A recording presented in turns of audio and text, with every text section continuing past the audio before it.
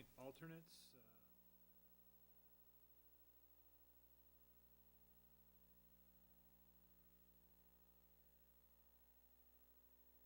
For coming. Approval of the minutes of the September 15th regularly scheduled meeting. I have some Please. 176, there's a typo, should be trail instead of trial, minor. On 180 said that there's no basis for denial. That should, I think, say on a possible contamination risk. Yeah, just give her those words, Okay. if that's what you said. And I would personally prefer to say not valid instead of not real. That's all. Okay. So any other suggestions or comments? So I thought they generally and got the context of the comments that were made, and so I would say we will adopt the minutes with the exception of the change that Dave Ryan had suggested. All right. Items on the agenda, consent items. There's application number 14-40 of Brian Robick, agent for East Point LLC, owner for a sign permit for East Point at Dorset Crossing on the property located at 55 Dorset Crossing Drive, map H04, block 403, lot 13A and B, zone PAD. Comments, Hiram? Mr. Chairman, earlier this evening, the sign was unanimously approved by the Design Review Board. It meets all the regulations for signs in the zoning Right. regulations. Second is application number 14-42 of Richard J. Higley, Sr., agent for Dino Nobel, Inc., owner for a sign permit for Dino Nobel on the property located at 660 Hot Meadow Street, map G11, block 132, lot 052, zone I-1. Same thing, Mr. Chairman. Earlier this evening, the Design Review Board unanimously approved the sign. It's in keeping with all the zoning regulations and the Commission's regulations. So these were presented in I would the prefer there any package. signs that have at least the address on the sign, What's that? at least the number of the street. I'm sorry, Ned, you're saying that they should? Signs, they don't seem to want to put the numbers of the streets on anymore. So they just say Dorset Crossing, it doesn't Yeah, say just say part of Dorset an act, Crossing, that's what he it's means. inserted in some number, Dorset Crossing Road, right?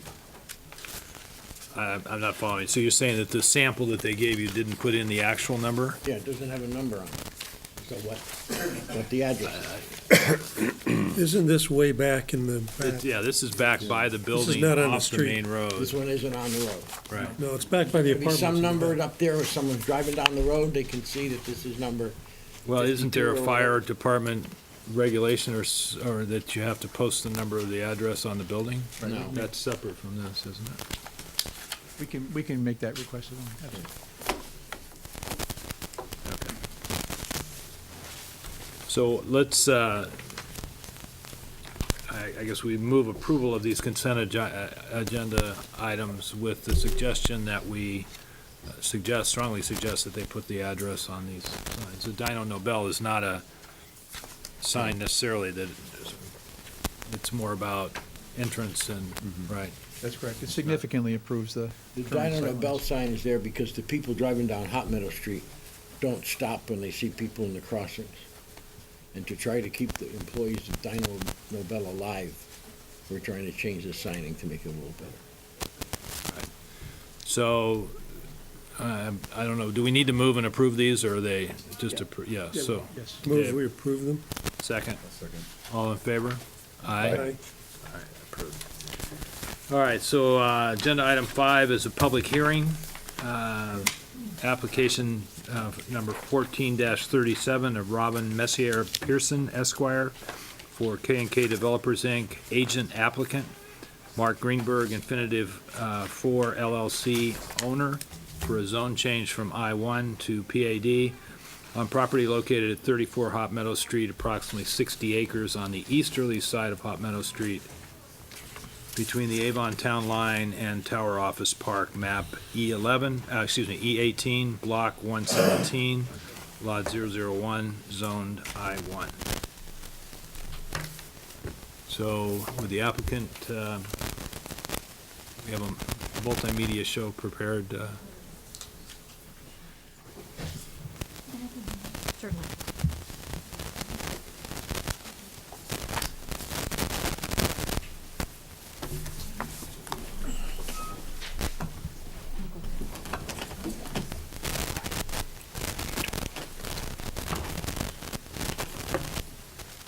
Please. Good evening, Mr. Chairman, members of the commission, and also members of the public. My name is Robin Pearson.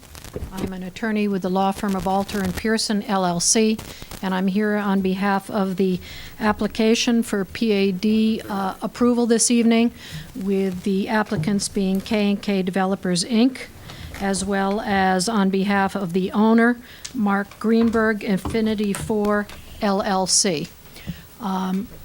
Before proceeding, I'd like to mention that I have provided the town planner with the affidavit of signposting, and I'd like to introduce our team before we get into the substantive aspects of the presentation this evening. You have a slide to which I'm referring, and our presentation this evening will be based on a PowerPoint, and we have already provided the flash drive for that to the town planner to have as part of the record. As noted, our team consists of myself on behalf of the applicants, Chris Ferrero, who is our landscape architect and really the project manager for this entire application. He is with Fuss & O'Neill, as also our Mark Vertucci, our traffic engineer, and Ron Bowmingen, who is our civil engineer on this proposal. Bill Krosky and Architects, is the architect of record with regard to the PAD master plan architectural details that are going to be presented. Lawrence Craner is here this evening. He's with RKG Associates. He is our expert with regard to absorption of units and financial aspects of the proposed master plan. And I'm mentioning Michael Klein, who is with EPS, though he is not here this evening, but he did participate in some of the other application reviews that we had with regard to this application. Presenting this evening is our Chris Ferraro with Fuss & O'Neill. Obviously, I'm going to do the introductions. And the representative, the owner, Attorney T.J. Donahue, will also make some concluding remarks. All of our other experts are here, with the exception of Michael Klein, whom I mentioned, and can certainly answer any questions that you have. You have very comprehensive reports from all of them on the record. So we thought this might be a more expeditious way of doing the presentation. Before getting into our slide presentation for you tonight, I'd just like to remind the Commission, and also for the edification of the audience, just very briefly what the purpose of your planned area development regulation is, because much of our presentation this evening centers on how we meet those standards of your PAD regulation. Planned area development provisions were adopted in 2010 by Simsbury. They're found under Article 10, Section L.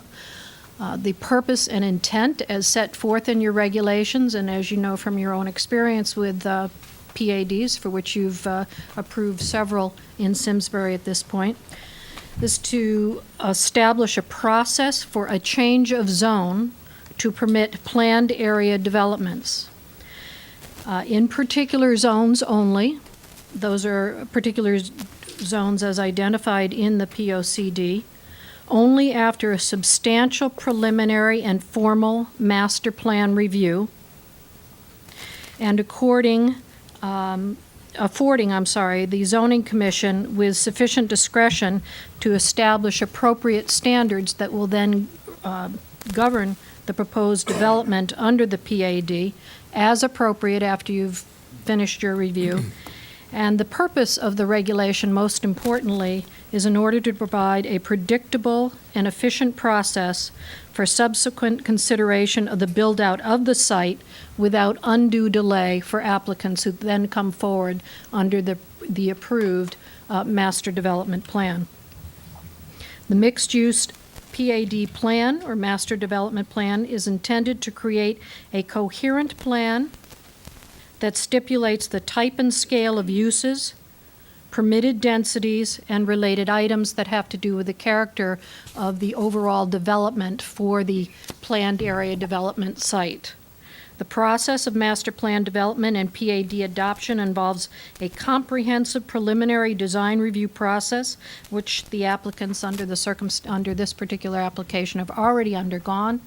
It involves a preliminary staff review, subsequent preliminary development plan review, which is comprised as a concept master plan review by the Zoning Commission and the Design Review Board, basically to give the applicant for a PAD an opportunity to know whether they are on the right track and whether it's worthwhile for them to proceed to a comprehensive informal PAD application. So that master plan development and zone change review finally includes, again, referrals by those boards and also reviews by the Planning Commission, the Conservation Commission, and the Design Review Board, some of whom also saw the application at the preliminary plan level, the concept plan level. After adoption, compliance with the recommendation, to get to adoption, probably the primary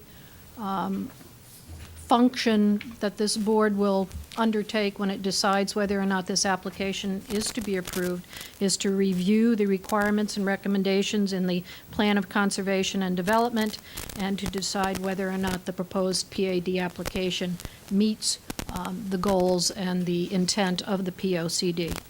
Once the plan is approved, the standards applicable to any future development on the PAD site are those set forth in the approved master plan.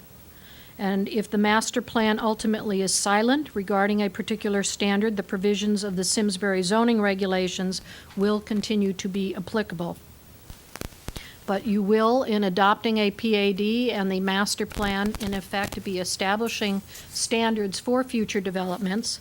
And if a subsequent proposal under the PAD does not conform to the adopted master plan, an applicant will have to come back and go through the whole process again, amending that master plan, which is a zone change review, and go through all those preliminary and formal reviews again by the various agencies.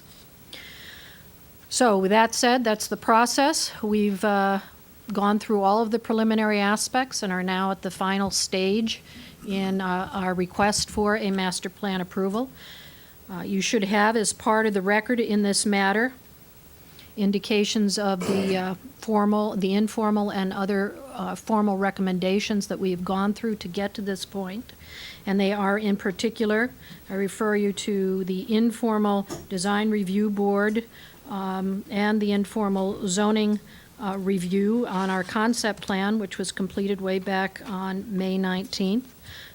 At that point, we received unanimous approval of the concept and direction to proceed. We have been in touch and have had the plans reviewed by the fire marshal, which is required.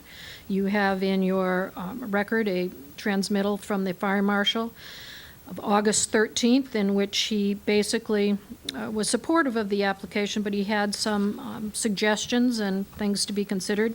One was a request to have a access drive connection with the CLNP property or development built out during the first phase of the master plan, if that application is ultimately approved by you. He also indicated that he would be willing to work with the applicants on hydrant locations further on into the process. And he also recommended that the buildings be sprinkled, particularly the apartment building. We have been able to meet all of those requirements. The only thing that's still pending is a final commitment by CLNP to allow the access to its site. We've conveyed that information to the fire marshal, and you should have an email in your materials as of 10/4, October 4th, which basically acknowledges that that has not been resolved as of this point, and Mr. Ferrero can confirm this because he had direct conversations with the fire marshal. Clearly, he continues to maintain this as a recommendation, a strong recommendation, and we are committed to trying to make that happen. The Health Department has also reviewed this proposal, and through emails with the town planner has indicated no concerns for going forward. We will have to secure a permit for the pool that's part of the proposed residential community once we get to site plan phase, but at this phase of the proceeding, there's no objection to the master plan approval. Conservation Commission, we met with twice, both on September 2nd and on September 30th. You've got a unanimous approval from the Conservation Commission with regard to a permit for a wetland crossing, which has been actually granted for the layout of the roadway system into the site that's proposed for the residential development. We felt it was important to take that first step before coming to you, so there'd be no question as to whether or not that access point would be possible to achieve. And we also have, which you should have, a positive recommendation on the PAD application with certain comments. They have asked you to consider that, and us, to encourage the use of low-impact development, stormwater techniques, green infrastructure, and proper maintenance, use of native New England plants. They've encouraged us to try and meet LEED standards in the design of the residential buildings at least. They've acknowledged that there's significant open space as part of this proposal.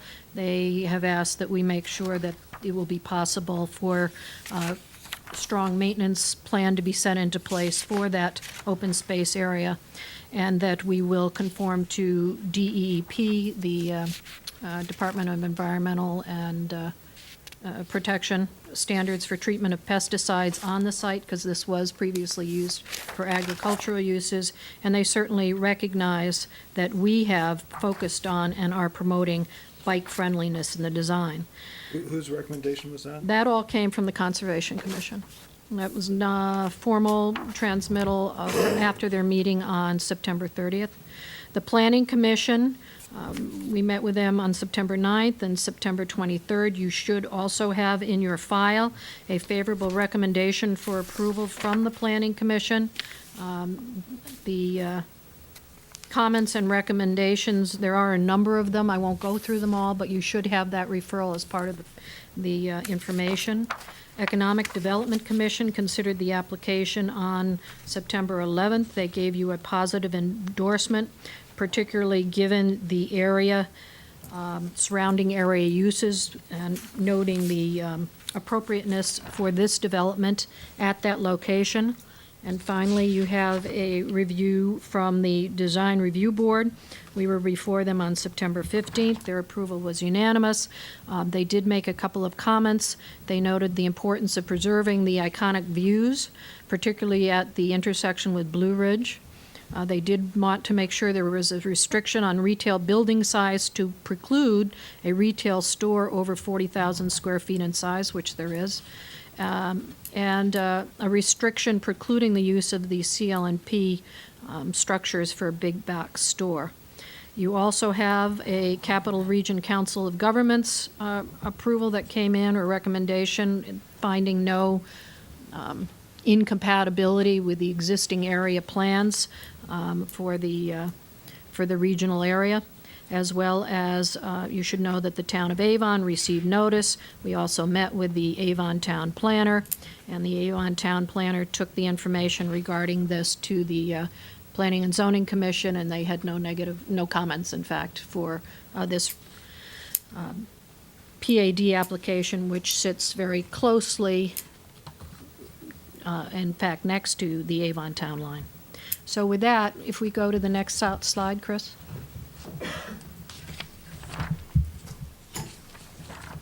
I would, before turning this over to Chris Ferraro, just like to note that the application site is as shown on the lower visual of this application slide, the lower panel.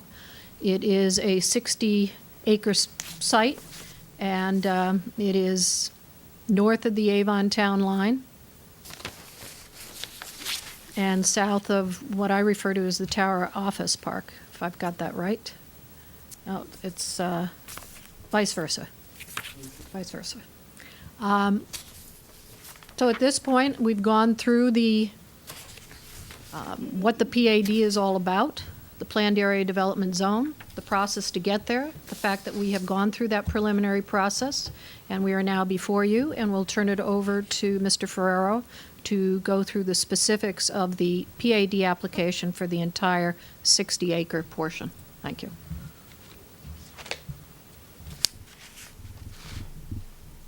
Thank you, Robin. Here you go. We're going to hear a lot today about the plan of conservation and development and the sort of relationship of our application in terms of how we approached this application, this multi-use application, as it corresponds to the tenets that are laid out in your plan of conservation and development. Before we do that, Robin started to point out the location. Obviously, Hop Meadow Street is on the upper portion of this graphic. Interestingly enough, your trail, your bicycle trail, abuts this property on the eastern edge, which is a very important component of this as we move forward in the presentation.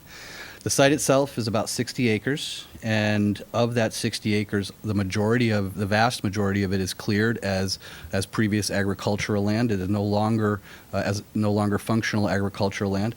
The CLMP office/industrial complex sits in the middle, and as part of this application will remain under its current use.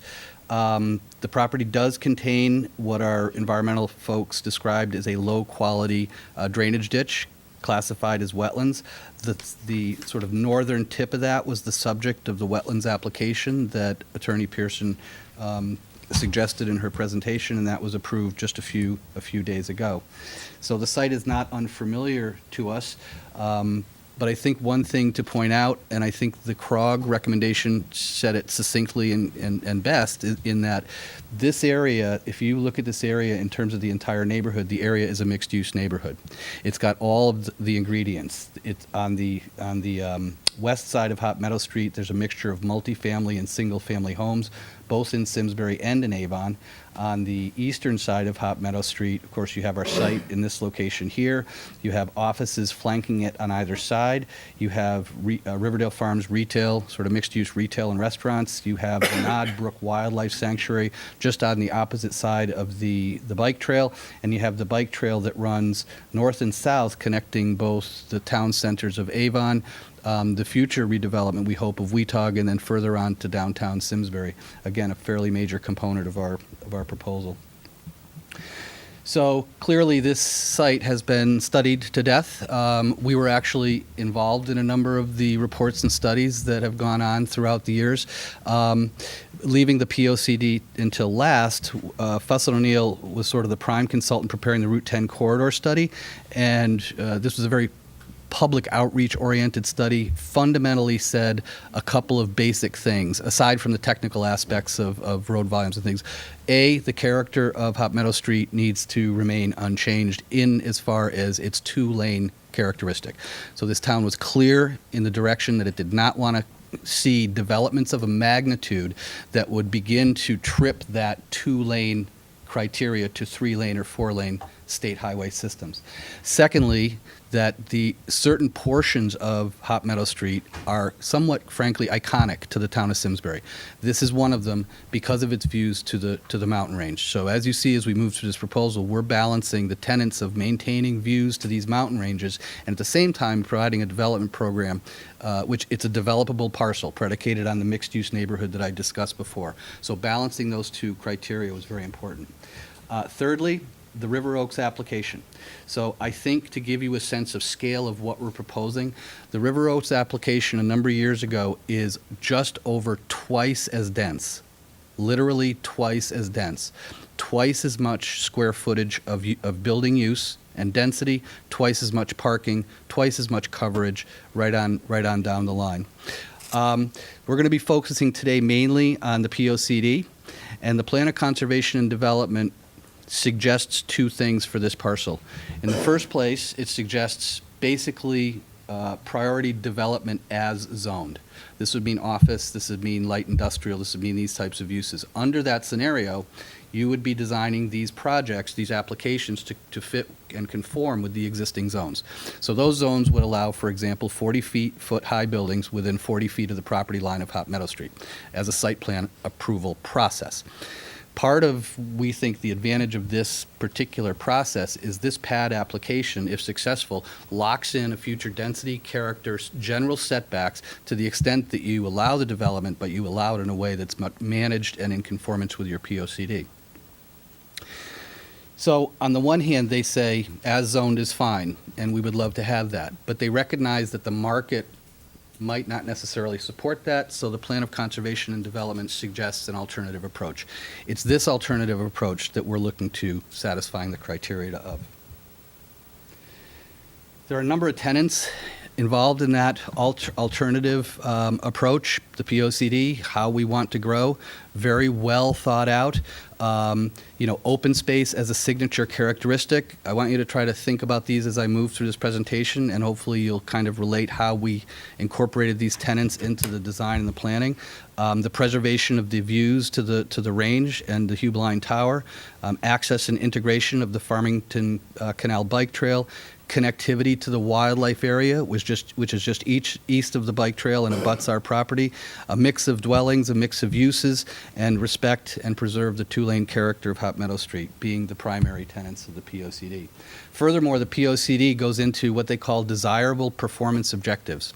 I'm not going to read all of these, but this is how we started our design and planning process. It takes everything from the design context, and it goes through a litany of things that the Design Review Board and this town established as being an important criteria to this site if you were not going to develop it under the standard as zoned scenario. So let's start with views. We understood views to be a critical issue right from the get-go, and boy, it was a critical issue going through all of the referral agencies. In fact, we even modified some of our plan and some of our building height recommendations predicated on the Planning Commission's issue with respect to views, and I'll get to that at part of the analysis in a minute. But fundamentally, what we did from an analytical standpoint is these lines represent cross-sections. This is Hot Meadow Street on a USGS map. This is the Talcott Ridge line. We literally ran cross-sections to various points on the top of the Talcott Ridge line to try to determine our site, which is this little piece of that as an enlargement. It's that tiny little piece as far as part of an overall cross-section. How much of that ridge could you see over a building of X feet high? It's an important criteria here because it's beginning to set up a whole system of open space and a whole system of building setbacks that we're recommending here. So we used this analysis on a 1, a 2, and a 3-story visual impacts to that ridge line. We averaged the roof height between basically a pitched and a flat roof. We could talk a little bit more about that. The reason we're averaging is because for the residential components, we know exactly how high the roofs are going to be. But in terms of the future mixed-use components, those will be subject to future applications. They will have their own architectural team, and they will hopefully abide by the tenets that we're laying here, but their architecture may be different, their massing may be different. What that analysis translated to is basically a series of what we're calling voluntary setbacks, if you will, or voluntary no-touch areas. Each of these black lines, in a sense, represents a story, if you will. So a single story at this location, you'd be able to just see over that roof, over a pitched roof, just be able to see the top of that ridgeline. A 2-story building, set back here. A 3-story building, set back here. Now, this is a terrible picture, and I apologize. Part of the reason is because I took it in the pouring rain last week. Bill Krosky, our architect here, actually designed this building in Simsbury. It's the one behind Dunkin' Donuts, very close to this site. What I want to point out is the background. This is a 3-story residential apartment building. That's the background mountain range. Bill's building is set back 405 feet from the edge of Hot Meadow Street. The nearest three-story building that we have to Hot Meadow Street is 775 feet away. And you'll see how that building program lays out as we move through the presentation. Where would be that be on your grid with the lines there? That's actually not on the grid. That's a little bit farther north. It's right behind the Dunkin' Donuts. I know where it is, but so the distance that is in that picture, where would that match up on your? Oh, I see. I'm going to guess 400. It'd line up about right here. Yep. And Chris, when you did your cross sections, were you looking at the very peak or were you looking below the peak? That's a great question. We looked at two things. I looked at the tip of the peak, and I looked at how much you would see. Another criteria was seeing 200 feet of the top of the peak. So this is where the Planning Commission had issues. So we modified, and you'll see a graphic later that shows how we modified building heights and sort of setbacks so that basically all the buildings in this proposal, under the way we're interpreting them as future buildings, would see at least 200 feet of that ridge line. So this is part of, so that seeing over roof lines is definitely part of it.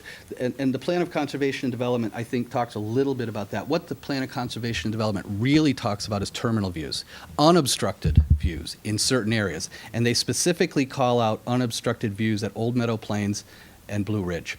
And that was the subject of our wetlands application. We knew that we wanted to establish that terminal view at Blue Ridge. It's pretty easy at Old Meadow Plain.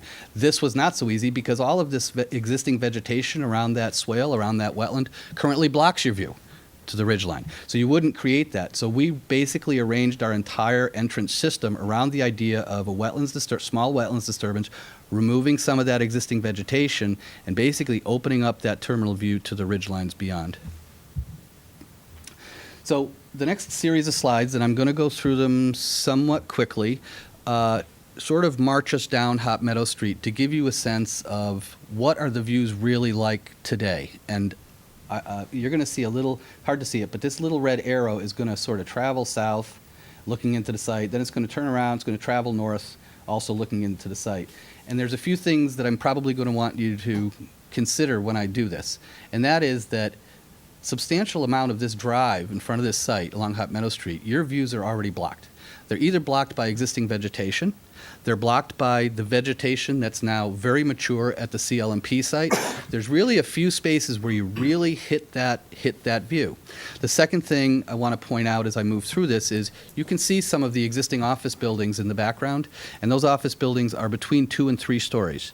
And notice, and I'll stop at those slides, notice the relationship of those roof heights in terms of how much they obscure, or in this case, don't obscure the views to the far out range.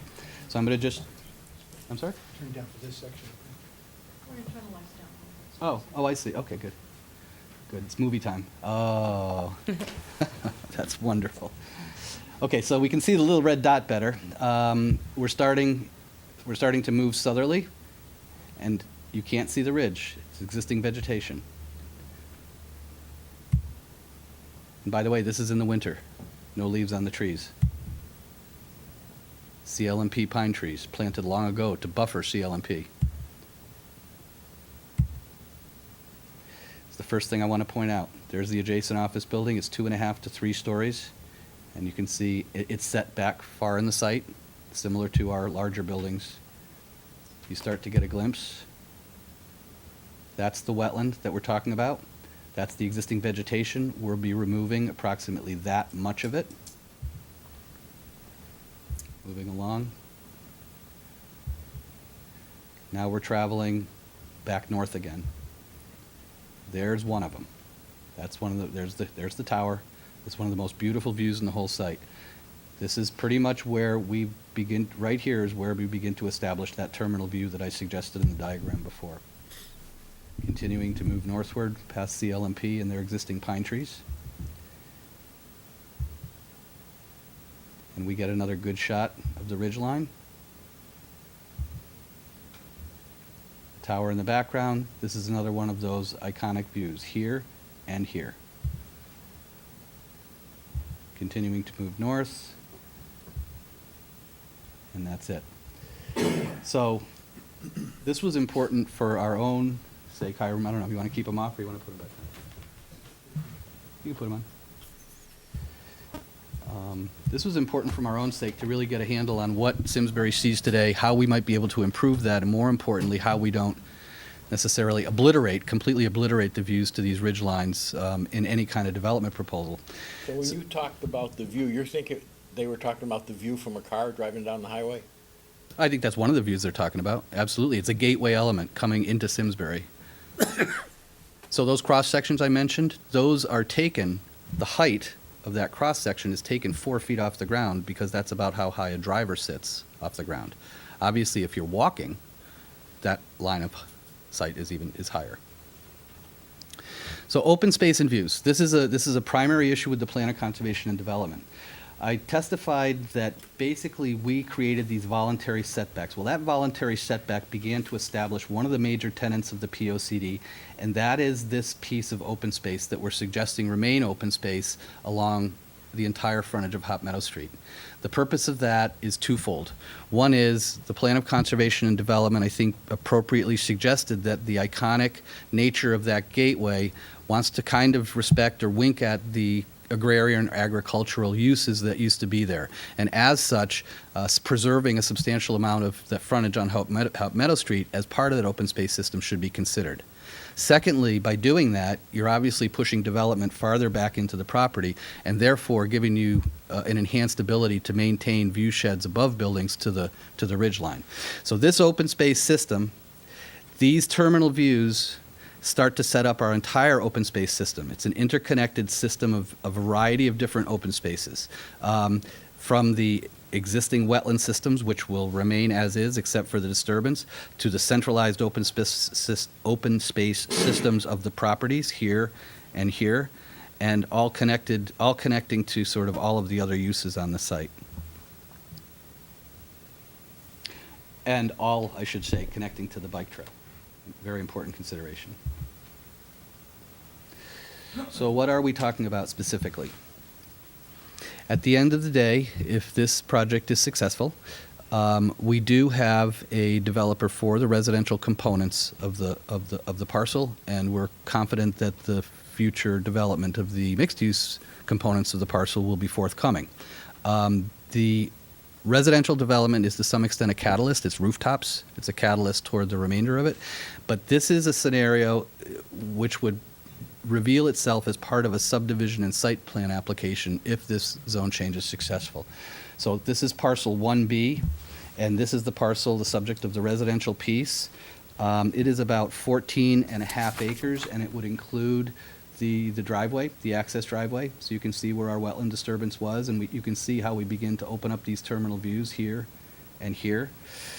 By default, that creates 2 parcels along Hot Meadow Street, both of which would be mixed-use parcels. This parcel would be comprised of mixed-use buildings, 2-story. Reason it's 2-story is because this vegetation already blocks your views to the hillside, and 2-story buildings in front of it won't diminish that by any stretch. The second of the parcels contains 1-story buildings for the purposes we talked about before. From Hot Meadow Street, the ability to see over the roofs of those buildings to see 200 feet worth of that ridge line. The remainder of the parcel will remain a single parcel for the time being, but it's very likely that interest in the northernmost parcel would result in a future subdivision of this between the CLMP property and the developable property. So how it lays out is 1A is about 51,000 square feet of that mixed use. 1B is the apartment complex which we're proposing, which consists of 25 townhomes and 156 apartment units, along with ancillary buildings such as clubhouses and open space uses. 1C is about 24,000 square feet of mixed use in 1-story buildings. And then this piece, not including the CLMP piece, amounts to approximately 91,000 square feet of mixed use. One of the largest building here is approximately 39,000 square feet, single-story building. So I want to get into open space. I won't spend an awful lot of time on this, but this is derived mainly for the Planning Board and Conservation Commission. This site has 39% open space. I mean, that's a very large number from the standpoint of sort of somewhat dense or semi-urban development. But as you can start to see, the open spaces are all interconnected. So there's the space along Hot Meadow Street, there's a very large rain garden and a water quality basin. And this won't be the type of basin that you stick behind the buildings and fence it off because it's ugly and you don't want to see the hole in the ground that catches the water. We actually made this an entrance feature. We're going to actually see if we can recreate a wetland there. Conservation Commission wasn't necessarily concerned about that. Their take on this was that basin, from a water quality standpoint, far outweighed the small disturbance to a sort of low quality wetland that we were proposing. The open spaces internal to the property are arranged for a number of different reasons on this particular site. The main open space is the active open space. That contains the swimming pools, that contains the sort of hard surface play areas. You'll notice a lot of spaces on either side of these. These are large passive recreation green spaces. The idea being that these larger of the buildings, which sit in the back of the site, remember, smaller buildings in the front, larger buildings in the back, are really sort of surrounded by open space. And what it does as well is that is going to be a primary component to our stormwater management plan, which will force stormwater into those spaces for infiltration using the great soils that we have. This is an enlargement of the residential component. So we have a number of parking spaces here. And I hope what folks can see is that there's no real large sea of parking. So the parking is really broken into a number of different components. A lot of the parking in this proposal is on the street. The remaining parking that's required is put in these sort of backyards, buffered by these open spaces in almost all cases, and pushed to areas of sort of higher intensity adjacent uses, the CLMP property on one side, the existing offices on the other. Even the commercial components, what we tried to do is basically create a situation where a good amount of the parking is in back, acknowledging the fact that retail will require some of that parking to be in front for it to be successful and even marketable. So Chris, the parking along the right side of this picture is the CLMP These are CLMP lots. It's not really accessible for the apartment. Not accessible from the apartments, but we control a right to pass easement along CLMP's parking lot, along CLMP's existing driveway, and we're using that, quite frankly, as a huge benefit to this parcel in order to reduce curb cuts on Hot Meadow Street. So if you'll notice, there's a lot of connectivity between the existing CLMP driveway and this property. Now, Attorney Pearson mentioned the fire marshal recommendation with respect to additional connectivity. The fire marshal suggested a connection from here to here. That's what he wants. That's what we're willing to give him, so long as CLMP agrees with that. But his take was, in a phone call, which resulted in the email, was, we'd like to have that, but quite frankly, we have a lot of connectivity to this site through the CLMP property anyway. And one other question while we're on this slide. It appears that one bank of 4 of the townhouses do not have garages. Correct. This would be surface parked. With this parking area. Parcel 1C, Hmm? you drive in the front, and then you park in the back because there's no parking in front? You drive in from here, Yeah. and where you go into the commercial areas, or you going into the C. Okay, so you come in, and primarily you get into the system, and you either get dispersed here if you want to I'm park. trying to get to the buildings in the front. Yeah, commercial. Oh, to these, okay, so you come in here, you go here, or you come around and it connects right there to the back. Either way, or you come in through CLMP and you connect there, and there's a driveway that leads you into the back as well. So this is one big loop right here. Where are the people going to park? They're going to park in the front, and they're going to park in the back. Spaces. Yep. So I mentioned earlier that this project does have an interested developer for the development of the residential component, and that is Garden Homes. Eli Pechtold here is a partner in Garden Homes. He's here today. He's been here at each one of these presentations. There's been a lot of them. Garden Homes has been around a long time, continuous operation since 1955. They've built and continue to manage over 40,000 residential rental units, and they've sold and developed more than 40,000 single-family and condominium units throughout the Northeast and throughout the nation as a whole. They're no strangers to Connecticut. These projects have been built very successfully in Connecticut, and it's important to note that they don't dump these parcels or flip these parcels. They keep them and they maintain them in impeccable shape, as you'll see in some of these slides. Now, when I started to work with Garden Homes, what struck me is the diversity of their housing product. In other words, it's not cookie cutter. So they work in cities, they work in suburbs, they work in rural areas, and each of the architectural types are unique to those areas, predicated on the design styles of those different areas. So clearly, a much more urbanized, almost campus-type environment. Clearly, a very low-density type of a system. Again, higher density, more urban-type environment, lower density. I include this slide only to sort of underscore the issue of maintenance and permanent ownership. They're not here to develop and move. They're here to develop and stay. And as such, it's in their best interest to maintain these properties at a very, very high level. So Bill Krosky is here today. I'm going to go through just very briefly some of the architectural characteristics of the proposed architecture for the residential pieces, acknowledging that the Design Review Board has studied these, and we talked about these in quite a bit of detail. So this is basically the typical townhouse unit. You see the garages on the lower ends. The majority of these garages do not face. Are these rentals or? Everything's rental, yep. The majority of these garages don't face Hot Meadow Street. They face, again, that backyard system that I explained previously. This is the two-story, again, rental apartment building. Somewhat suburban in look, but similar in scale to other residential, multifamily residential projects in the neighborhood. That's the central hallway. That's central hallway. Yep. And as is this. So this is a central hallway, same type of a building type. But I will note a couple things. One is that, in my opinion, this differs on a number of levels from sort of your standard double-loaded corridor hallway residential, in that what we're trying to promote here is we're trying to promote activity at the street level, and that's on both sides. So each one of the lower ground floor units on both sides will have direct access to the outdoors. In other words, we'll have a front door on the street, or on the opposite side, it'll have a front door on the passive open space. I mentioned also that your commercial buildings, your mixed-use buildings, will be the subject of a future application. What we're suggesting as part of this application is we're suggesting a couple things with respect to future applications. We're beginning to suggest how far away these buildings might be located relative to Hot Meadow Street and predicated on view sheds. And we're beginning to suggest how many stories these buildings might be relative to view sheds over them.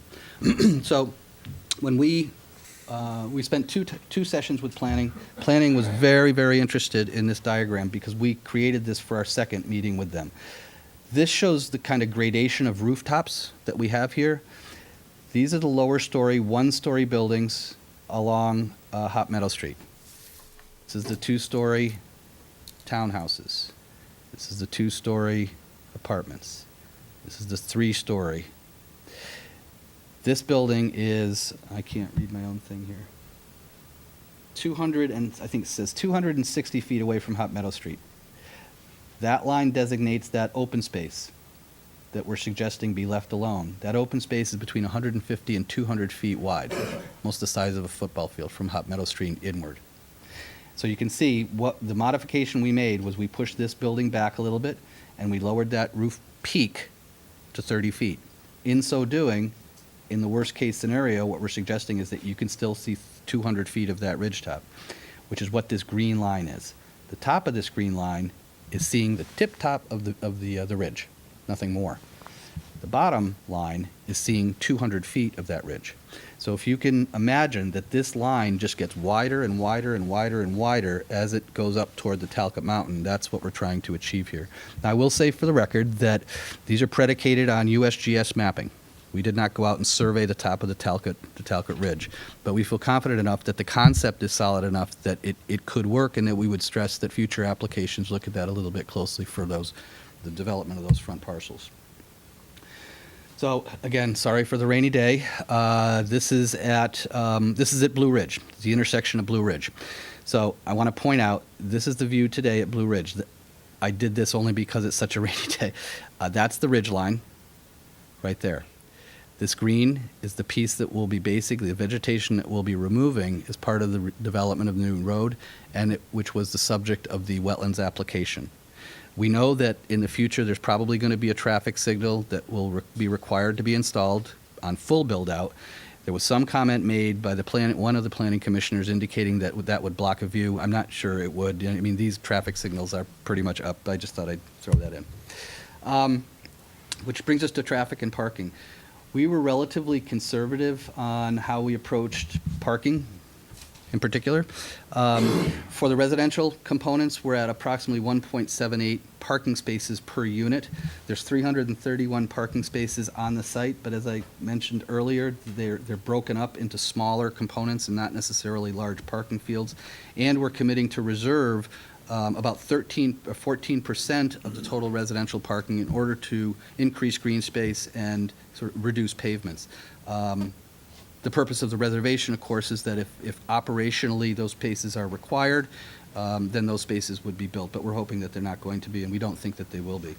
From the standpoint of the mixed-use components of the parcel, we're suggesting that 4 spaces per 1,000 is not a bad place to start. Again, this is going to vary up or down, predicated on the ability to share parking between different uses and predicated on the use itself. A restaurant, for example, will have a slightly larger use. Certain offices, if they're successful there, will have certain potential less uses if they can share with things like the restaurant. I did mention that our parking is broken down. A lot of parallel, on-street, and diagonal excuse me, parking helps to really break down that there's no kind of sea of asphalt supporting these 331 parking spaces, and the majority of the remainder of the parking is distributed to the rears and the sides of the building. Probably prefer not to go through every bullet here, but Mark Vertucci is our Fuss & O'Neill's traffic expert. He is here to answer any comments. I think the moral of this story is the maintenance of the 2-lane character of Hop Meadow Street. The other issue here is that upon future build-out, the warrants would be, the volume of traffic would warrant a signal, but not upon the build-out of the residential component. So in other words, the residential component gets built. Once the remaining mixed-use components begin to get built, that triggers the signal system. And according to Mark's report, which is in the original application, a signal in that location would actually dramatically increase traffic flow for a number of reasons that, if you're interested in knowing that, Mark is here. You're speaking of Blue Ridge? Yes. The Blue Ridge entrance? Yes. And so, I mean, a lot of my questions have to do with the phasing and timing of this. Is the residential section, since we're talking about traffic, when it's built, connected to the northern entrance at Old Meadow Plain?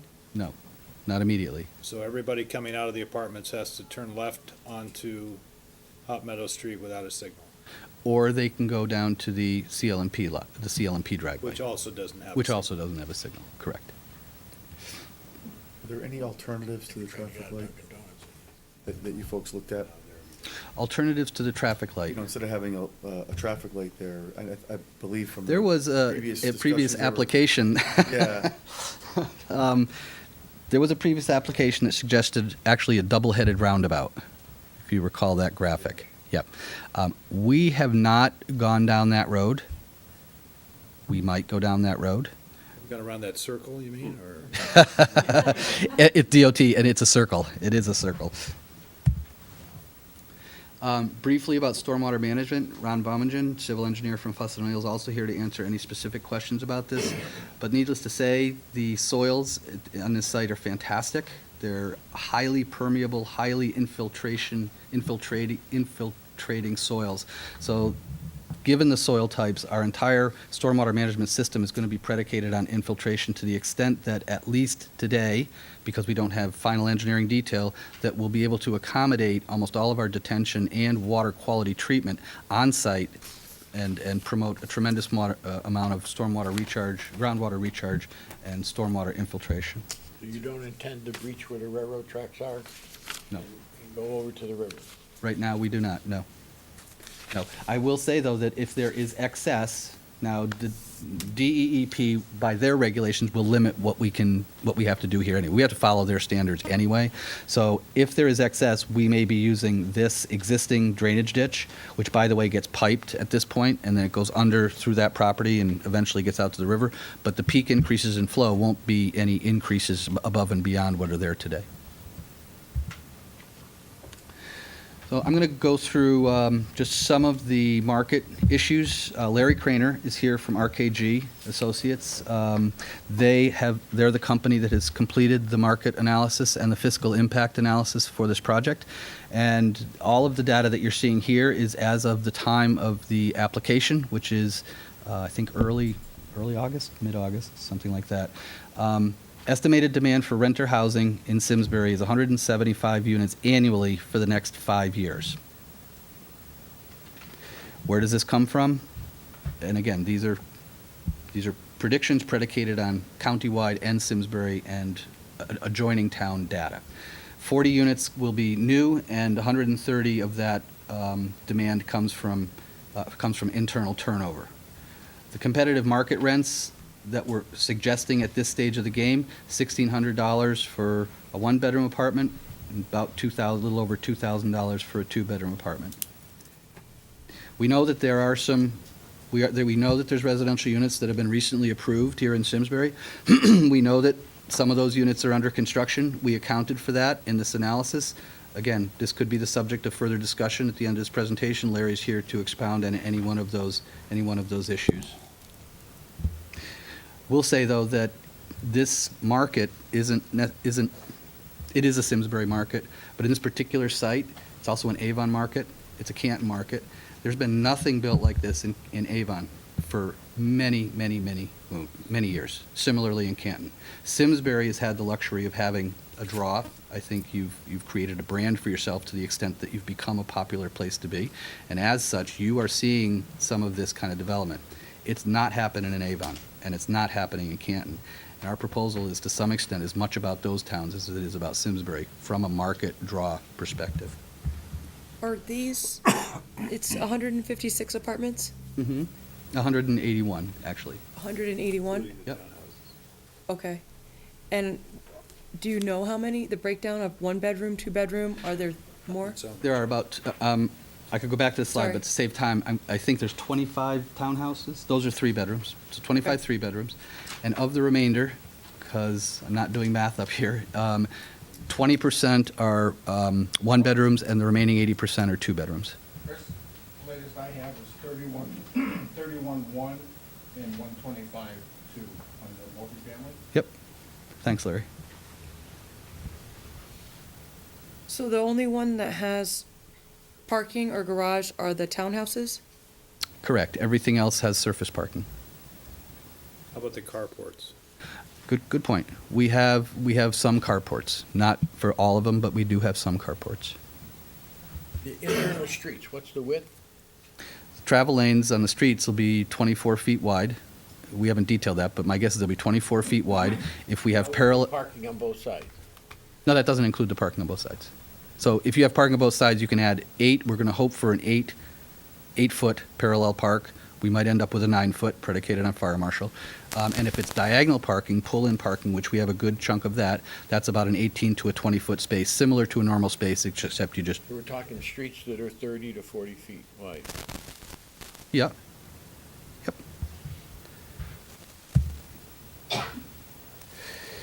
So we also took a look at, from a marketing standpoint, what would be the fate, what would be the land uses associated with some of the mixed-use components. And this is, we did not spend an awful lot of time with this, but I'll follow it up with another slide that shows what we did do. Basically, this is a listing predicated on, I think, a windshield assessment of where the market consultants at least saw some leakage. In other words, saw money being spent in other towns that aren't necessarily serviced today here in Simsbury. So I'd like to point out, I'll call this a case study. I wish it read a little bit clearer, but it doesn't.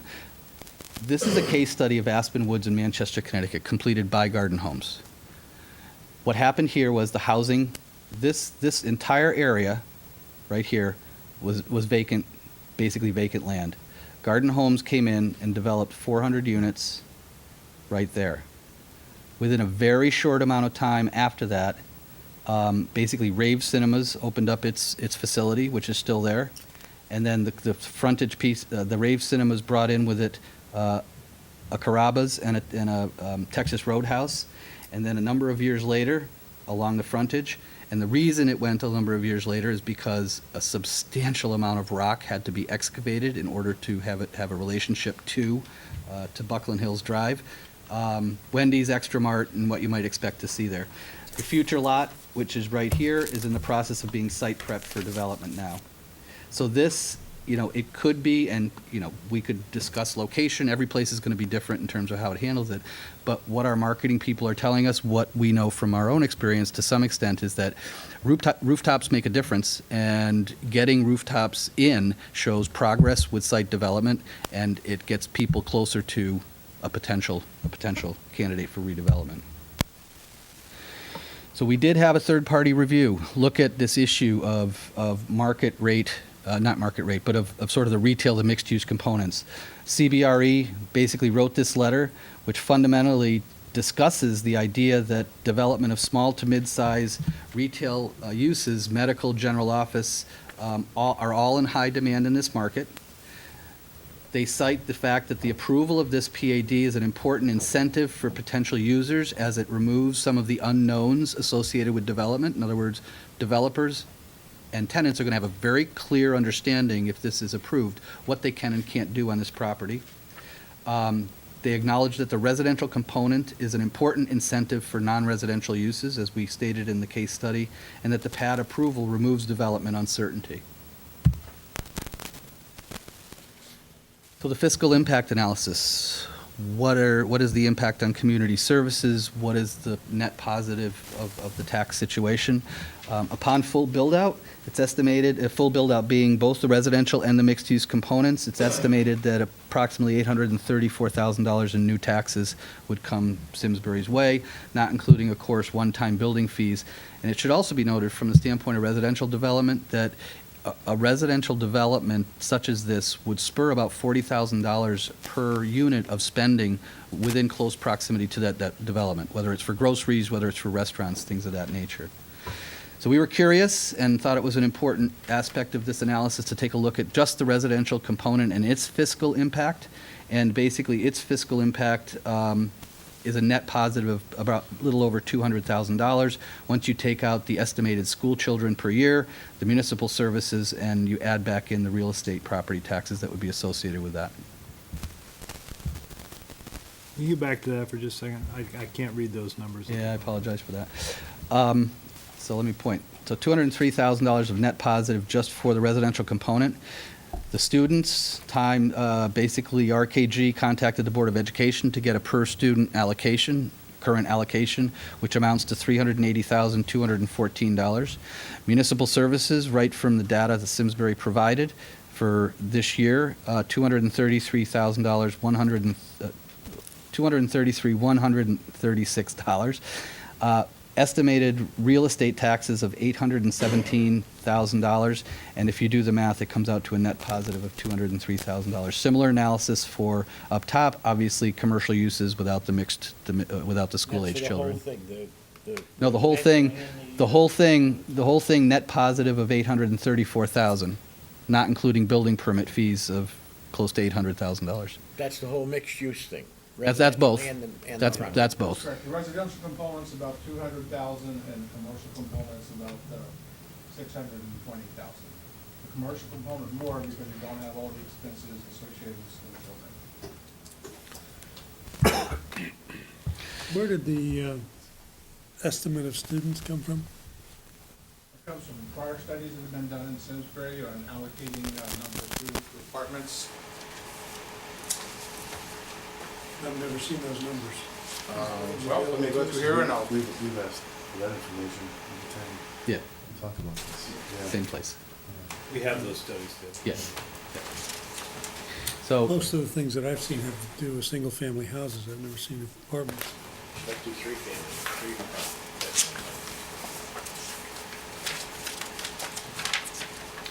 So to start winding things up here, I want to get back to the plan of conservation and development and these desirable performance objectives. And I just start to list them and kind of remind the commission of, again, trying to tie this back to our consistency with that plan. The preservation of the views and vistas, the open space, the connectivity of that open space, providing a variety of housing options, a mix of uses and building sizes, with the smaller, lower buildings in the front, the larger buildings so as not to obstruct the views located toward the back, and preserving the terminal views. Access management, actually CROG was very, very complimentary of this proposal with respect to access management and the way it does minimize the curb cuts along Hot Meadow Street. You know, Simsbury is the only bicycle-friendly community in Connecticut, and the entire this entire development is really focused on this bicycle trail, to the extent that we're pretty sure we're going to be developing bicycle facilities, storage racks, this type of thing right in our own development for those residents. Inevitably, we would be connecting from this bike trail out to Hot Meadow Street as part of one of the future development initiatives, further creating this sort of connected biking system, which is all about Simsbury's bike-friendly community status. Preserving two-lane Hot Meadow Street, our green infrastructure and infiltration proposals. Now the the PAD application goes further to look at some additional things, but we don't need to really get into these, block, shape, layout, and size. This is very architectural and planning related. We can if you'd like to. Building-to-building relationship, the sense of enclosure that it creates, the massing, scale, rhythm, roof facade, and articulation. All of those are design review board issues, frankly, that they concentrated on at that point in time and suggested that we were in good shape with those issues. So, that's getting closer to the end of our presentation. Attorney Pearson mentioned and summarized the long list of referral agencies that we've been to. I'm not going to go through it again here, but it is extensive, and we've gotten positive referrals out of every agency in every meeting. What I think I'd like to do right now is TJ Donahue, representing the owner of the property. There's some questions regarding that. I'd like to have him make a few statements. Chris, if I may, just trying to get back to your question, those estimates reflect students per bedroom by housing type as developed by the Connecticut Partnership for Strong Communities. Is there a website for that? I don't have it here, but it's going to be Connecticut Partnership for Strong Communities. Thank you.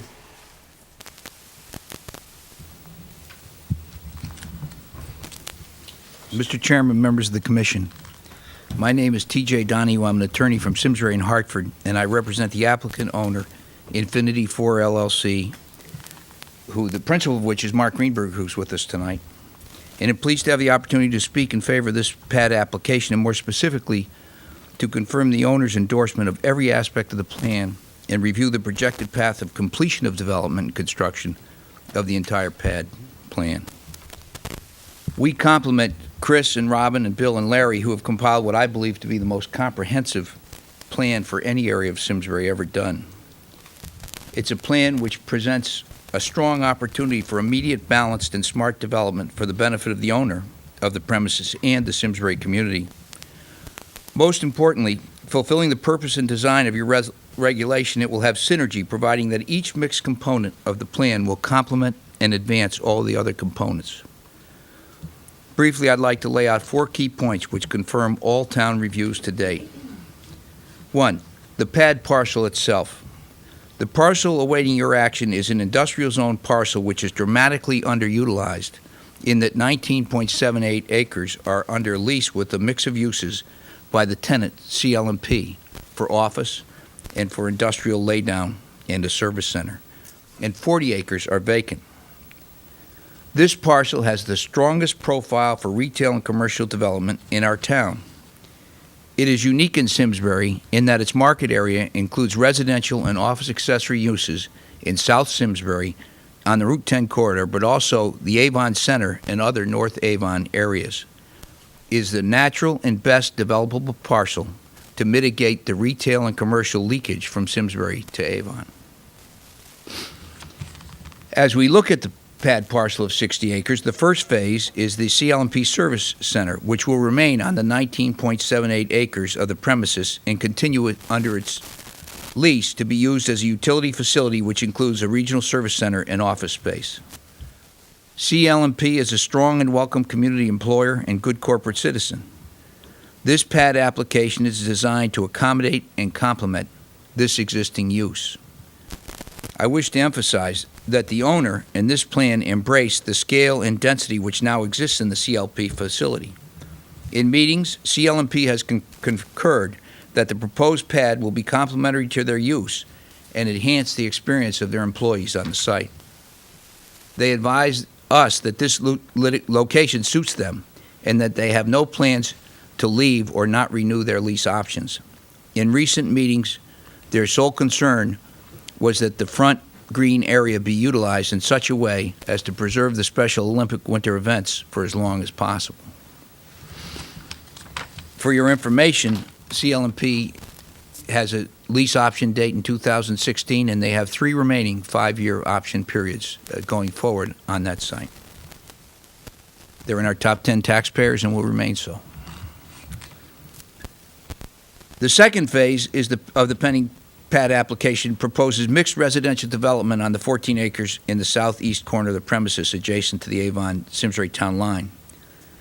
This component has been emphasized in this application because, as is found throughout the entire region, apartments and multifamily residences are leading investment and development. Simply, the developer of the residential component, Gardens Homes, has made the commitment to be underway within 11 months of final approval. The need for these units in Simsbury, in particular at this location, is underserved. The location near 44 and virtually upon the rails trails facility and the Nod Brook Nature Preserve is ideally suited to attract residents from Simsbury and the entire Hartford market. Simply, for many of us, it will be a place where our kids can live in Simsbury. The apartments will lead.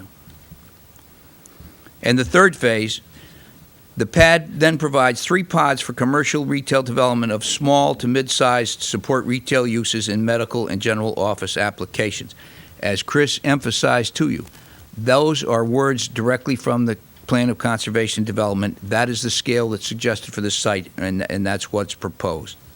Our experts tell us that these facilities are in high demand in this market, which includes Simsbury and Avon neighborhoods and the Avon Town Center. The retail users will be clustered in several small freestanding buildings, which range in size from 4,000 to 39,000 square feet. There are many possible retail uses which have been put in the materials, and which include restaurants, a bank branch, bookstore, drugstores, and other small-scale retailers.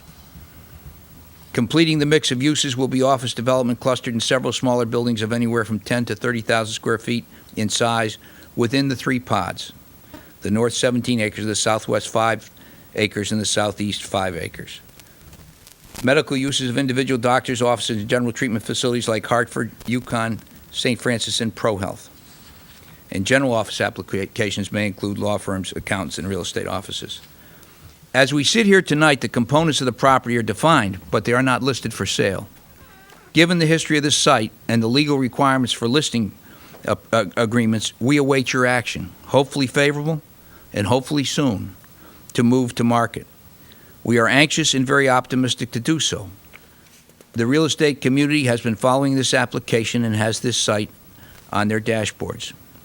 We will begin discussions with 3 parties immediately upon a successful outcome of the application, at which point, when contracts are made, we will return to this body for further deliberation and approval.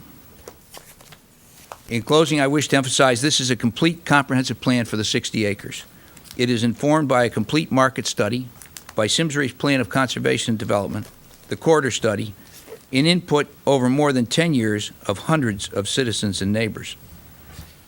The owner wishes to express his thanks for your consideration and deliberations on this application. 6 years ago, he advised me, this is an important piece of property for me and for the town of Simsbury, and we will not proceed again until we have something which makes sense and is good for me and good for the town. We believe that this application is that and we thank you for your consideration.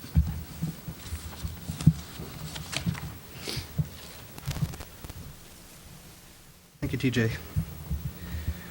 With that, So I think we'll have just a few questions from the commission, and then this is a public hearing. We'll allow others to speak. I'll start with I understand the timeline of the other parcels, but is it anticipated the entire residential piece on is that 1B? 1B, Would be built at once, approximately 10 months. starting in 10 months? No, being, once starting, done in 10 months. Done in 10 months from when it commenced? Yeah. Starting within 11 months. Attorney Donahue Starting just within said it 11 would months. start within 11 months, so Yeah. Start with 11, take 10. Yeah, there we go.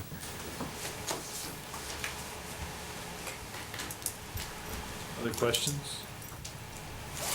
All right, well, thank you very much. A very thorough presentation. I think it's been, I don't know how many times, 4, 5 times you've done it? Lost count. We would like to open the microphone to anyone here who would like to speak to the application, public hearing, and Mr. Elliott, please just state your name and your address. Appreciate it.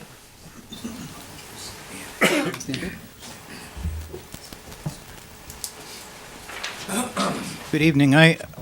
My name is Bruce Elliott, and I live at 21 Lincoln Lane in Simsbury. So I've been across from the site for 28 years now, and for the balance of 66 years, I've been elsewhere in Simsbury. But I don't have a lot to say about the presentation tonight. I've not seen it before. There's a ton of material there to digest, and I wish you well. But I do want to raise a concern about the site, and that I would ask that you maybe this ground has been covered at one of the many stops along the way that the presentation has been made in other venues, but I'm not sure that I understand this, but I have looked at that property many times over the years, and there are monitoring wells on that property. I, on Lincoln Lane, as well as my neighbors on Blue Ridge Drive and Castlewood, we're customers of the Avon Water Company.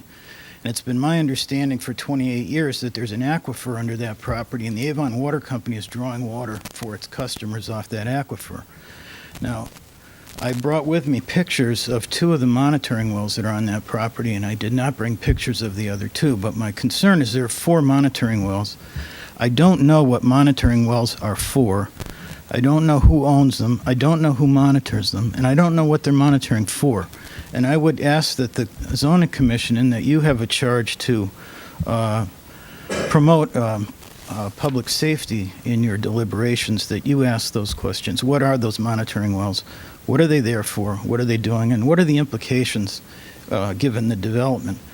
2 of them are along the tree line towards the rear of the northern section of this property.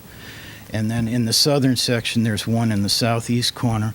I've given approximate dimensions along with the pictures that the clerk has. And then in addition, one is normally visible from Route 10 when you drive by. It's right in the area that they periodically mow for the St. Mary's Fair parking. But it's a monitoring well. It's approximately 3 feet out of the ground. It's very easy to see, except for this time of year, the vegetation is high enough that you can't see it. So I ask that some assessment be made as to whether there should be a concern about those monitoring wells, what they're monitoring for, who's monitoring them, and what the implications are for the future. I also, that's really the intent that I wanted to share, the points I wanted to share. But in listening to the presentation, I'm not sure that it's been totally clear that when they talk about managing the water on the site, the surface parking currently at CL&P is drains into a single pipe that crosses that field and drains through the opening in that pipe into what's referred to as a drainage ditch. But at the end of the drainage ditch, where it hits very close to the Avon town line, it goes back into another pipe. The bottom of that pipe, my recollection, is a good 16 feet below grade. So this is a little bit more than a drainage ditch. Keep that in mind as you sort of visualize and try to understand what they're presenting here. I realize there's no development over there. There's a crossroad over the top of the drainage ditch, but if the water is going to continue to be drained through that ditch from the surface parking at CL&P, then that is not containment on the property of the water that falls on the 60 acres. It's the 20 acres roughly that CL&P sit on. A good part of that's going to continue to drain through that drainage ditch into a pipe into Avon on that parcel next door, and it goes right into Nod Brook and out into the Farmington River. So I offer that as an observation for your edification. And again, my concern is about the monitoring wells and what they're doing there and what the implications are for the future. So thank you. Anyone else? Sue?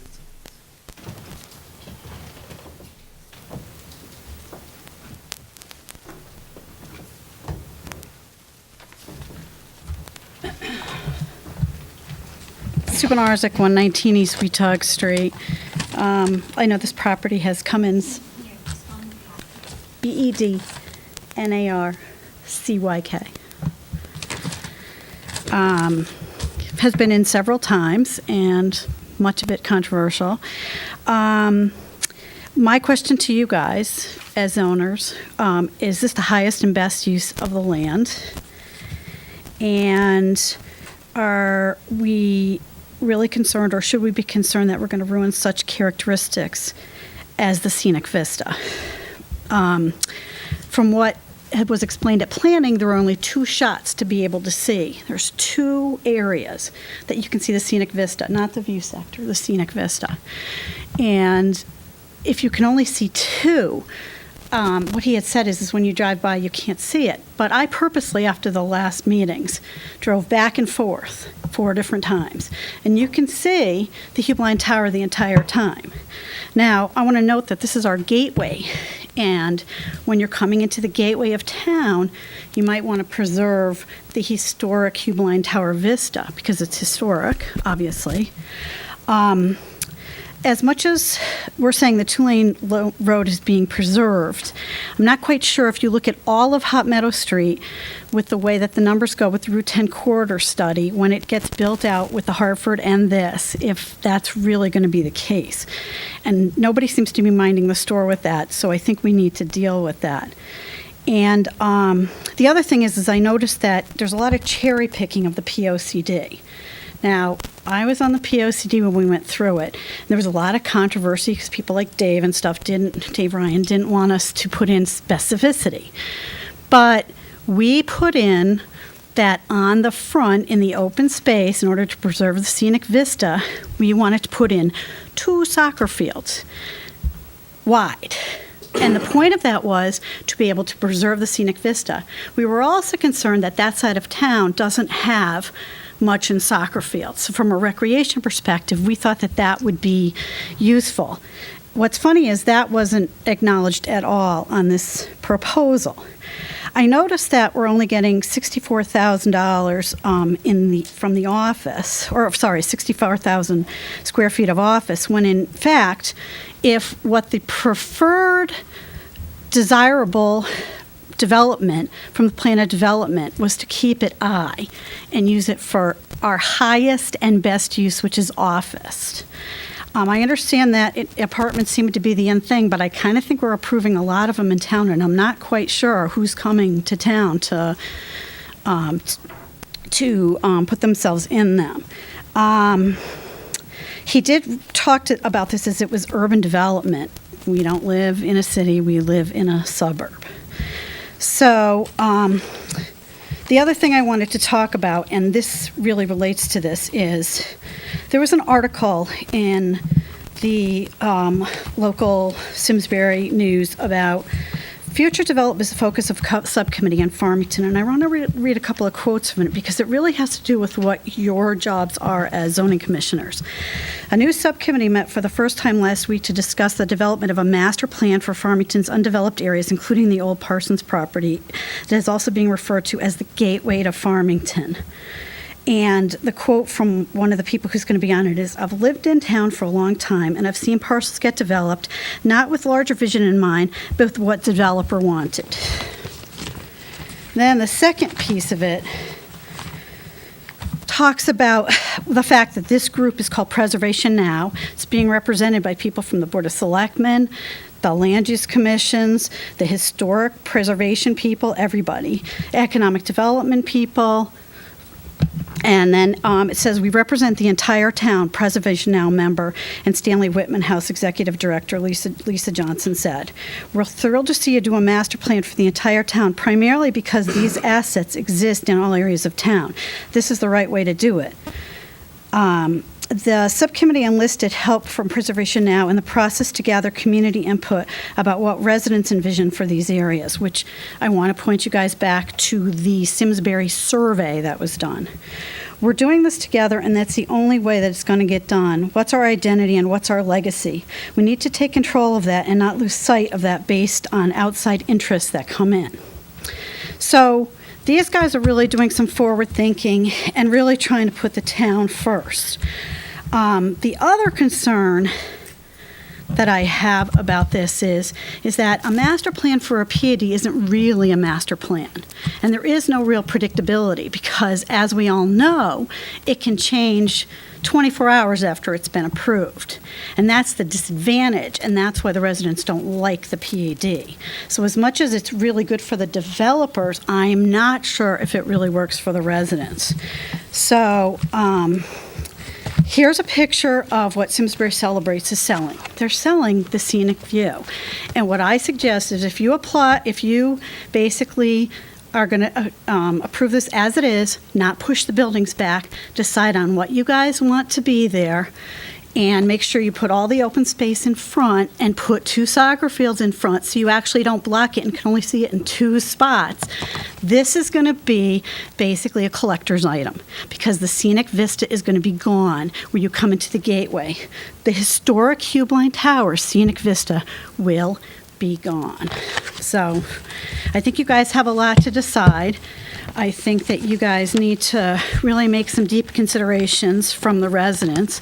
I know a lot of people couldn't come tonight. There wasn't a lot of information in the paper, which usually shows up so that people could come. Anybody I talked to had already had plans and were kind of surprised that this was coming in as fast as it was.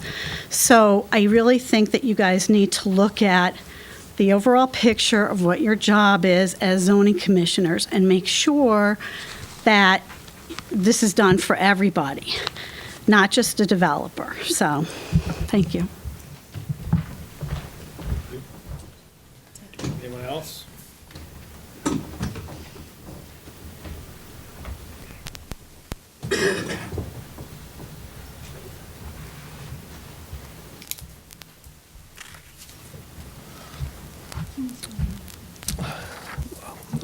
Jacques, Jacqueus. Last name is Gilbert, spelled like Gilbert, Gilbert. Hi, my name is Jacques Gilbert. I live at 29 Redstone, which is pretty near the site. But I guess my main concern is traffic issues, especially the main arteries going from Bushy Hill to Route 10. And obviously, this will probably generate some additional traffic, especially if the retail portion is developed in the future. And I know there was mention of a signal traffic light potentially being built near one of the main entrances to the facility, but I would think taking a left turn from Lincoln Lane onto Route 10 is going to be difficult. I know it's difficult to take a left turn from Latimer Lane onto Route 10 now.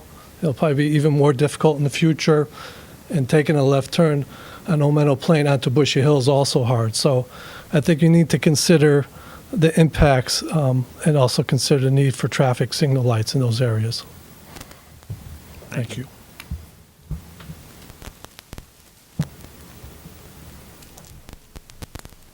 Anyone else?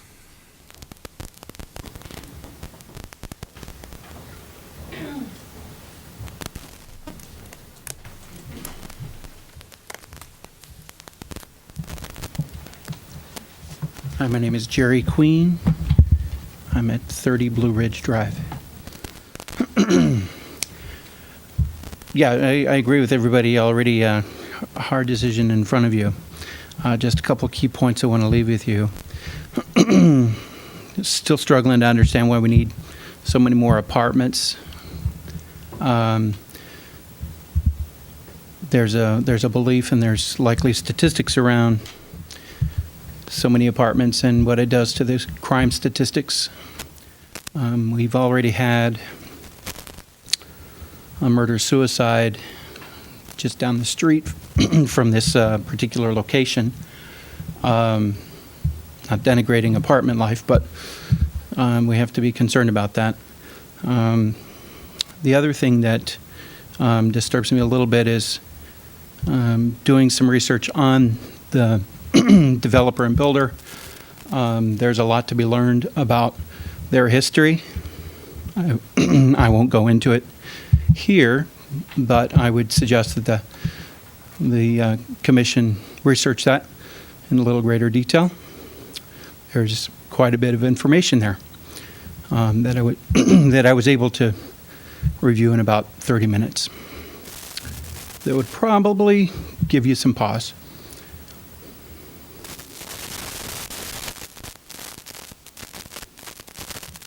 Thank you.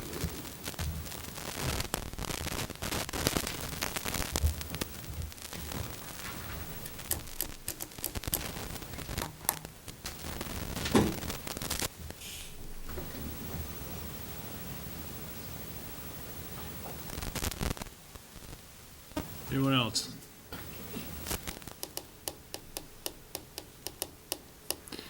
All right, so the commission then needs to consider whether we leave this public hearing open or we close the public hearing. Take comments on that. Mr. Chairman, before you close, I think we should probably answer some of the questions that were raised. I guess that's appropriate, if you'd like.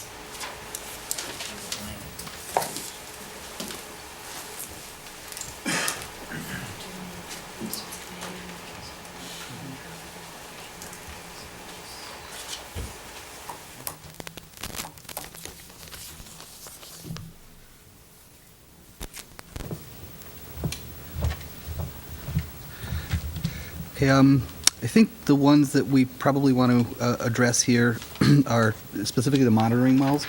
This is an agricultural site, so as such, there's been pesticide use on this site for an awful lot of years, and I don't know for sure, but again, the site plan application takes care of some of that detail.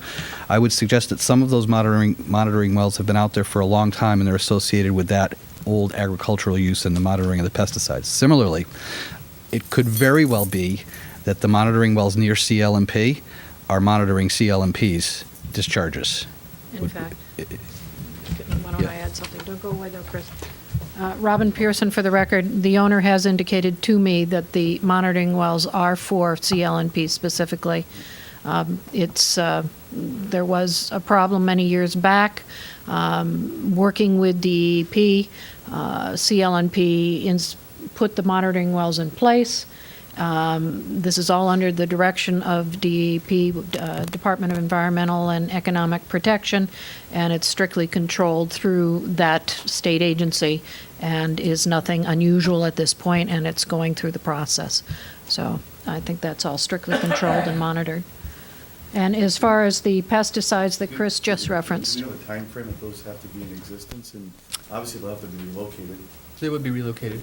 So as each of these pieces gets developed, there'd be a soil management plan that would have to be approved by DEEP because of the status of it. That's with regard to the pesticides. Yes. Yes. Correct. From the agricultural use. Yes. That would all be coordinated under DEP. But the existing monitoring wells are on the CLNP area of the parcel, and there's no reason to think that those wouldn't stay in place. They would stay in place. Right smack dab in the middle of that project. I'm going to have to defer to the owner on that then.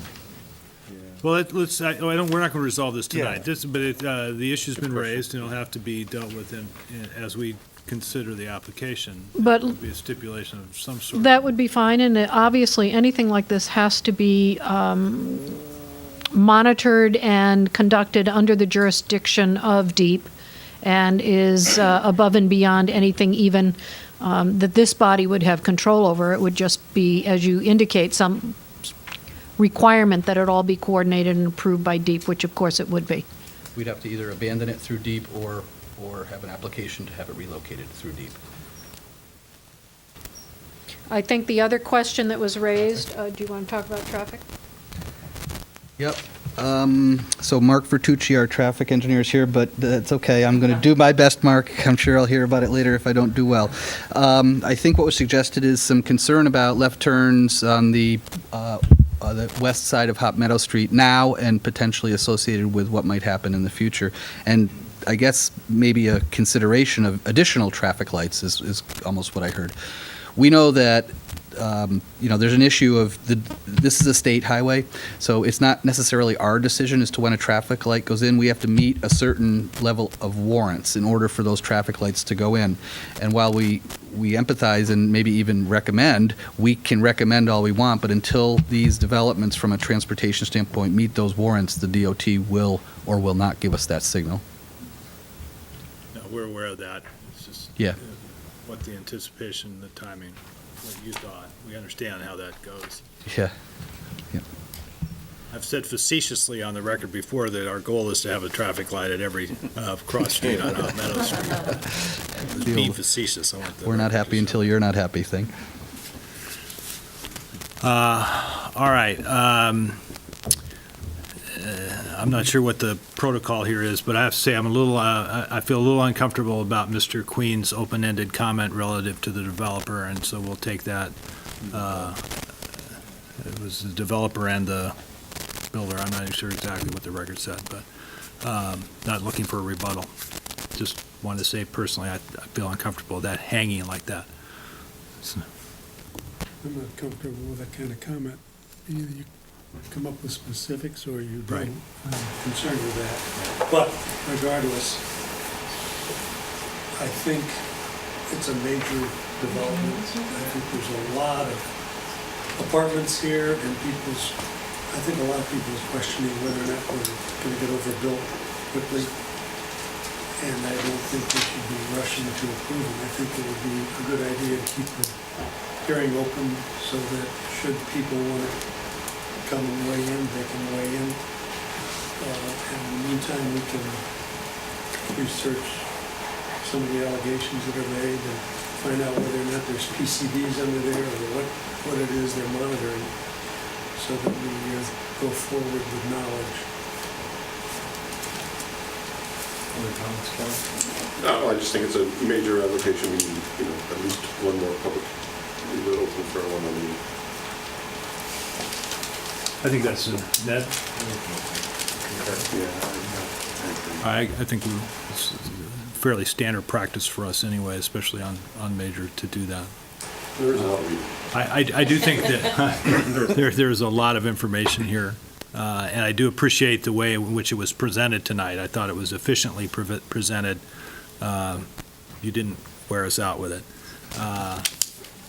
I will say that I think that this property and its proposal has been, there have been several opportunities for the public on several of the agendas so I don't feel like we're trying to brush this through, but I do think it does deserve time and consideration, and we'll empower the staff to work on a couple of the open issues as it relates to the wells and anything else that we come up with in the meantime. So we will continue the public hearing. Do you have a comment? Just to bring up, the applicants asked if the commission would consider a special meeting prior to your next regular meeting.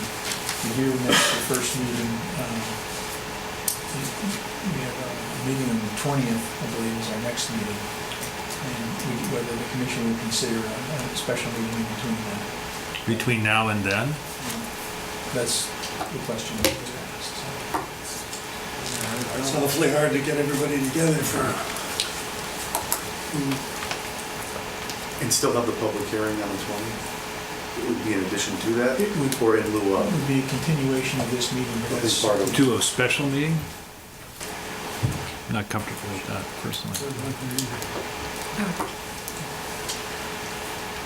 Understand the sense of urgency, but 14 days. I think we still want to give the public another shot at this. yeah, at a regularly scheduled meeting. Yeah. I think that's appropriate. Yeah. All right, thank you, everyone, for that. So that concludes this portion of the continued public hearing. No, there's no action to be taken. The commission does have a couple of other pieces of business to take care of, but I've lost my agenda. Thank you all. Thank you. There you go. Okay, new and ongoing projects. Hiram? Are you just trying to give him it back? That's a great presentation.